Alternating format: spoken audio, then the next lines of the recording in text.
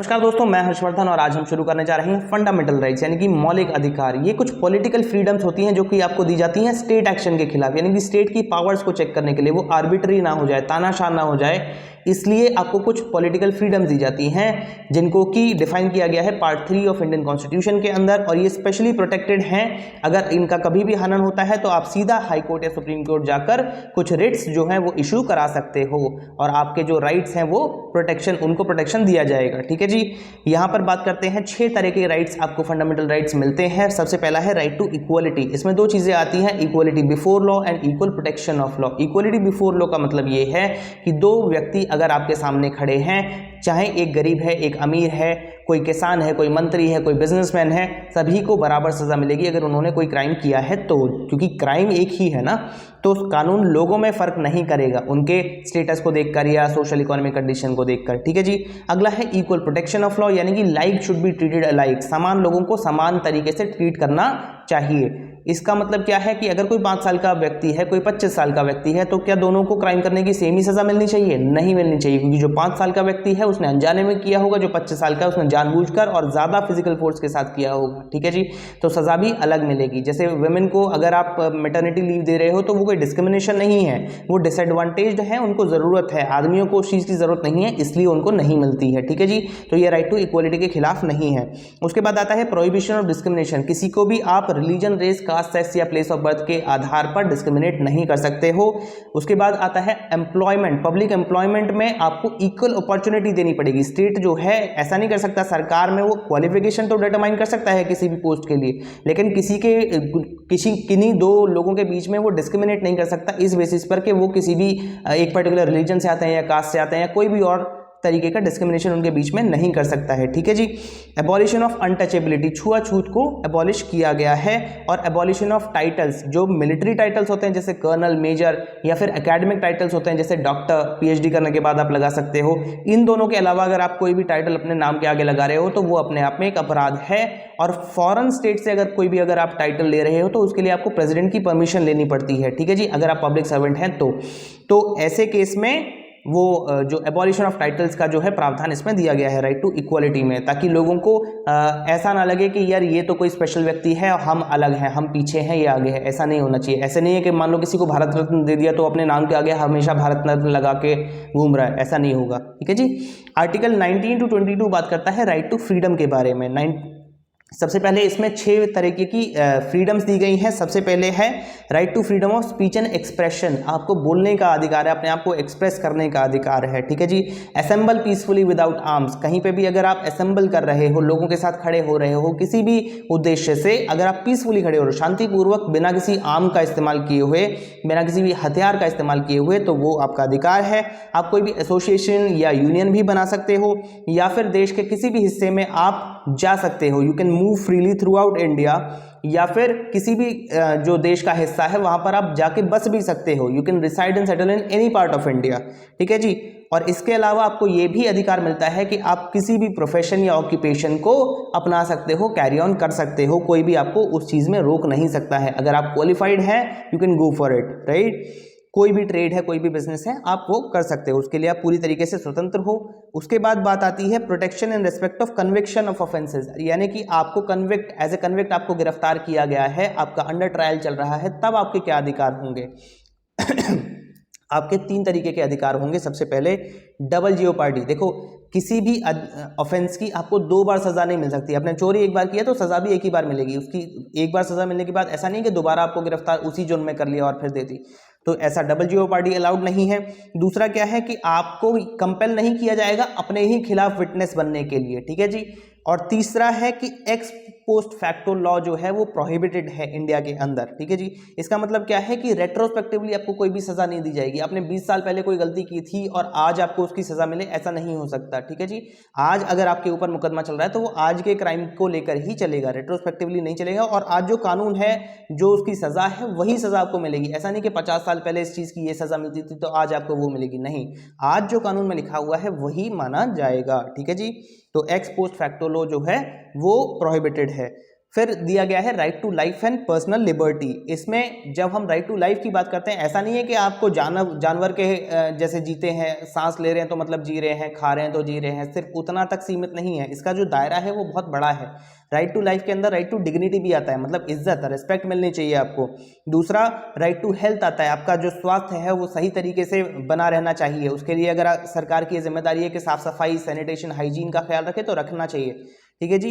Right to shelter, आपके ऊपर एक छत होनी चाहिए, चाहे आपका अपना मकान है या सरकार आपको कोई मकान दे रही है या छत दे रही है, कोई कहीं पे भी रुकने का स्थान दे रही है, ऐसे प्रावधान होने चाहिए। या फिर राइट टू एडुकेट, पेंशन या टाइमली डिलीवरी ऑफ जस्टिस, ये भी राइट टू लाइफ का पार्ट है। देखो भैया, अगर आपको जस्टिस टाइम पे नहीं मिल रही है, न्याय समय पे नहीं मिल रहा है, मान लो अंडर ट्रायल चल रहा है, आपका जजमेंट आया नहीं है और 10 साल आपने सजा जेल में काट दी बिना किसी जजमेंट के, तो ये भी तो आपके एक तरीके से जीवन के अंदर एक बहुत बड़ा वो हो गया ना, नेगेटिव इंपैक्ट पड़ गया ना। तो ये भी right to life and personal liberty के अंदर आता है। राइट टू प्राइवेसी भी आता है ना। ऐसा नहीं है कि आपकी प्राइवेसी में अगर कोई दखल कर रहा है तो क्या आप ढंग से जी पाओगे? नहीं जी पाओगे। अगर कोई आदमी आपके जीवन के एक एक पल को रिकॉर्ड कर रहा है किसी भी कारण से, आपके बिना किसी कंसेंट के, तो वो भी आपकी जो राइट टू लाइफ है उसको हनन करता है। ठीक है जी। ये इसके बाद आता है right to education. Article 21A में राइट टू एजुकेशन दिया गया है, जो कि 86 अमेंडमेंट 2002 के अंदर कॉन्स्टिट्यूशन के अंदर जोड़ा गया था। इसमें कहा गया है 6 से 14 साल के जो बच्चे हैं उनको free and compulsory education provide करी जाएगी। अगर नहीं कराई जाती है तो आप इसकी कंप्लेंट कर सकते हो, ये सरकार की जिम्मेदारी है और कंप्लीटली एनफोर्सिएबल है। ठीक है जी। आर्टिकल 22 में ये बात की गई है कि अरेस्ट और डिटेंशन के केस में आपको क्या प्रोटेक्शन मिल सकता है, क्या अधिकार है। तो भैया, जब भी आपको अरेस्ट करा जाएगा तो आपको उसके ग्राउंड्स बताए जाएंगे, उसका रीजन बताया जाएगा कि क्यों अरेस्ट करा जा रहा है। ऐसे नहीं कि कभी भी किसी पुलिस वाले का मन किया और किसी को भी उठा लिया और जाके जेल में डाल दिया, ऐसे नहीं हो सकता। और दूसरा क्या है, जब आपको अरेस्ट किया जाएगा तो उसके बाद 24 घंटे के अंदर आपको मजिस्ट्रेट के सामने पेश किया जाएगा। अगर नहीं किया जाता है तो ये अनलॉफुल डिटेंशन का केस बन जाएगा। ठीक है जी। इस तरीके से आपके अधिकार होते हैं। उसके बाद आता है हमारा right against exploitation, another heading है। आर्टिकल 23 और 24 में इसका वर्णन किया गया है। कहा गया है prohibition of traffic in human beings and force labour का क्या मतलब है? ट्रैफिक इन ह्यूमन बींग्स मतलब लोगों को इलीगली अगर आप उठा के लेके जाते हो किसी भी कारण से, चाहे आप उनको प्रोस्टिट्यूशन में डाल रहे हो या बेगिंग में डाल रहे हो, भीख मांगने के लिए बेच रहे हो, है ना, इस तरीके के जो अपराध होते हैं वो ट्रैफिक इन ह्यूमन बींग्स के अंदर आते हैं, जो कि प्रोहिबिटेड है। दूसरा है फोर्स लेबर। फोर्स लेबर यानी कि किसी भी इंसान की इच्छा के विरुद्ध आप उससे काम करा रहे हो, उसको पैसे नहीं दे रहे हो या कोई भी ऐसा काम करा रहे हो जिसको वो लीगली एंटाइटल्ड नहीं है करने के लिए, तो ये सब कुछ फोर्स लेबर के अंदर आता है और ये भी प्रोहिबिटेड है। ठीक है जी। इसके बाद आता है prohibition of employment of children in factories. अगर 14 साल से कम कोई भी उम्र का बच्चा है तो उसको आप किसी भी फैक्ट्री में एम्प्लॉय नहीं कर सकते, उसको कोई नौकरी पर नहीं रख सकते हो, अदरवाइज आपको सजा होगी। ठीक है जी। आर्टिकल 25 से 28 तक right to freedom of religion के बारे में बात की है। धर्म के से रिलेटेड जितने भी आपको अधिकार मिलते हैं वो उनकी बात इसमें की गई है। इसमें सबसे पहले आता है freedom of conscience and free profession practice and propagation of religion, यानी कि आपको पूरा अधिकार है, आप किसी भी रिलीजन को चुनिए, उसको मानिए, उसकी प्रैक्टिसेस को फॉलो करिए। ठीक है जी। जैसे सिख लोग जो होते हैं वो पगड़ी पहनते हैं, तो कोई भी उनको ये नहीं कह सकता कि तुमने पगड़ी क्यों पहनी है, उतारो इसको। ठीक है जी। ये उसके बाद आता है freedom to manage religious affairs. इसका मतलब क्या है कि रिलीजियस इंस्टीट्यूशंस आप स्टेब्लिश कर सकते हो या चैरिटेबल ट्रस्ट रिलीजन के नाम पे आप बना सकते हो या कोई भी प्रॉपर्टी खरीद या बेच सकते हो, एक्वायर कर सकते हो, है ना, बेच सकते हो, तो उसमें आपको पूरी की पूरी फ्रीडम है, उसमें कोई रोक टोक नहीं होगी। ठीक है जी। दूसरा क्या है, किसी भी रिलीजन के प्रमोशन के लिए आपको कोई टैक्सेस पे नहीं करने हैं। जैसे अकबर के टाइम में जजिया टैक्स होता था, ऐसा कोई टैक्स भारत सरकार आपके ऊपर नहीं लगा सकती है। ठीक है जी। उसके बाद आता है freedom as to attendance at religious instructions और worship in certain educational institution. देखो, अगर कोई भी ऐसा इंस्टीट्यूशन है जिसको पब्लिक जो है, मतलब जो स्टेट है वो फंड कर रहा है, कंप्लीटली फंड कर रहा है या पार्शली फंड कर रहा है, पब्लिक एडेड हो सकता है, पब्लिक फंडेड हो सकता है, ऐसे किसी भी इंस्टीट्यूशन में आपको कभी भी फोर्स नहीं किया जाएगा किसी भी तरीके के रिलीजियस इंस्ट्रक्शन को सुनने के लिए या वहाँ पर रिलीजियस वर्शिप करने के लिए। ठीक है जी। और अगर कंप्लीटली फंडेड है तो फिर वहाँ पर रिलीजियस इंस्ट्रक्शन दिया ही नहीं जाएगा। ठीक है जी। उसके बाद आते हैं आपके cultural and educational rights 29 and 30 के अंदर ये दिए गए हैं। इसमें क्या कहा गया है, protection of interest of minorities if they have any distinct language, script और कल्चर। अगर जो माइनॉरिटी कम्युनिटीज हैं हमारे भारत के अंदर, उनके अगर कोई डिस्टिंक्ट लैंग्वेज है, अगर कोई उनकी अपनी भाषा है, अपना कल्चर है, अपनी स्क्रिप्ट है, जिस तरीके से वो लिखते हैं, अगर कोई भी ऐसी चीज़ है तो वो उसको प्रोटेक्ट करने का पूरा अधिकार रखते हैं।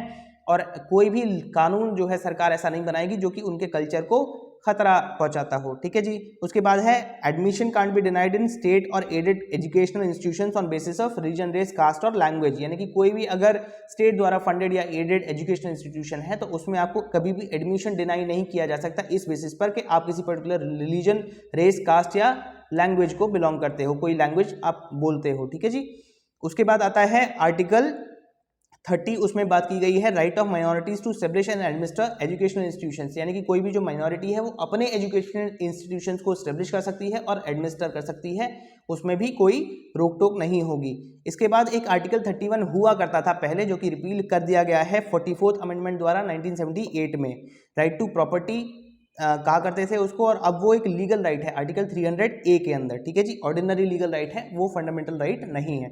इसके बाद जो आपका लास्ट फंडामेंटल राइट आता है वो है आर्टिकल 32 के अंदर राइट टू कॉन्स्टिट्यूशनल रेमेडीज, ठीक है जी। इसके अंदर आपको 5 रिट्स मिलते हैं जिसके द्वारा आप अपने फंडामेंटल राइट्स को एनफोर्स करा सकते हो जब भी उनका वायलेशन होता है, ठीक है जी। सबसे पहला है हैबियस कॉर्पस। इसका मतलब क्या है? इसका मतलब ये है कि जब भी आपको अरेस्ट किया जाएगा तो 24 घंटे के अंदर आपको मजिस्ट्रेट के सामने पेश करवाना होता है। अगर नहीं करवाया जाता तो आप इस रिट को इशू करवा सकते हो और आपको उसके बाद करवाया जाएगा, और अगर ये पाया जाता है कि आपको अनलॉफुली डिटेन किया गया है तो वो जो मजिस्ट्रेट है वो आपके लिए एक ऑर्डर इशू करेगा जिसके बाद आपको रिलीज कर दिया जाएगा, ठीक है जी। मैंडेमस, मैंडेमस कहता है to direct a public authority to do its duty. अगर कोई भी पब्लिक अथॉरिटी है जो कि अपना काम ठीक से नहीं कर रही है तो उसके लिए आप जो है मैंडेमस रिट को इशू करवा सकते हो सुप्रीम कोर्ट या हाई कोर्ट से। हाई कोर्ट से जब आप करवाते हो तो वो आर्टिकल 226 के अंदर आता है। अभी हम आर्टिकल 32 की बात कर रहे हैं, ये सिर्फ सुप्रीम कोर्ट के मैटर्स में डील करता है, ठीक है जी। रेट्स दोनों में सेम रहेंगे। तीसरा है क्यो वारंटो। क्यो वारंटो में कहा जाता है to direct a person to vacate an public office of authority assumed wrongfully. अगर कोई भी पब्लिक ऑफिस को किसी ऐसे इंसान ने एज्यूम कर रखा है जो कि लीगली एंटाइटल्ड नहीं है उस ऑफिस के लिए, किसी भी पोस्ट पे, किसी भी सरकारी पोस्ट पे, किसी भी ऑफिस में कोई ऐसा व्यक्ति बैठा है जो कि वहां पर नहीं होना चाहिए, गैर कानूनी तरीके से बैठा है, तो उसको जो है उसके खिलाफ क्यो वारंटो का रिट जो है इशू किया जा सकता है और उसको कहा जाएगा कि आप तुरंत उस पोस्ट को खाली करिए, ठीक है जी। चौथा है प्रोहिबिशन। प्रोहिबिशन में क्या होता है कि जो हायर कोर्ट होता है वो लोअर कोर्ट को कहता है कि तुम इस मैटर में आगे डील नहीं करोगे, ठीक है जी। To prohibit a lower court from proceeding on a case. इसके बाद आता है सर्शियोरारी। सर्शियोरारी का रेट जो है उसमें हायर कोर्ट को ये पावर है कि वो लोअर कोर्ट से कोई भी जो मैटर है वो अपने पास बुला सकता है और जो लोअर कोर्ट है वो उसको केस ट्रांसफर करना पड़ेगा, ठीक है जी। तो उसको सर्टिफाई करता है, अगर कोई भी गड़बड़ी उसमें पाई जाती है तो हायर कोर्ट उसको चेक कर सकता है। तो ये सर्शियोरारी का रिट है, ठीक है जी। इसी के साथ आपका जो फंडामेंटल राइट्स का चैप्टर है वो खत्म होता है। बहुत बहुत धन्यवाद।